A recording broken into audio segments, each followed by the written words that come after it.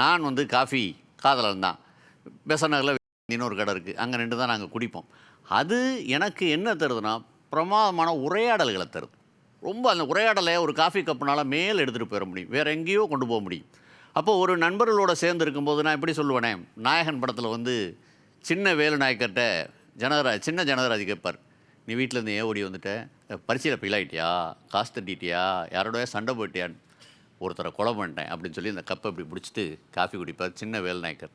அந்த இடத்துல அந்த காஃபி கப் இல்லாமல் அந்த காட்சியை என்னால் யோசிக்கவே முடியல. அது தரக்கூடிய ஆதரம், அது தரக்கூடிய ஒரு மனிதனுக்கு தரக்கூடிய ஒரு நம்பிக்கை, அல்லது அது கொடுக்கக்கூடிய வேறு ஒன்று. ஒரு காஃபி என்பது இந்த வாழ்க்கையில் வேறொன்றாக இருக்குது. அதை வெறுமனை ஒரு காஃபி குடிக்கிறத மாத்திரம் நான் கருத வேண்டியதில்லை. அதனால தான் வந்து ஜென் பௌத்தத்தில் தேநீர் அருந்துவது என்பது பெரிய கலை. அதனுடைய மேசை, அதன் மேலே விரிக்கப்படுகின்ற வைக்கக்கூடிய விரிப்புகள், அதில் வைக்கக்கூடிய பீங்கானதுகள், தட்டுகள், அதை எப்படி பரிமாறுவது, அதை எப்படி அருந்துவது, சின்ன கப்பில் இத்தினூண்டில் இவ்வளோ தான் தர்றாங்க. சரிதான், அதில் வந்து பாலும் ஜீனியும் பெரிய கெடுதி தான். அது எனக்கு தரக்கூடிய பரவசமும் உற்சாகம் என்பது வேறு.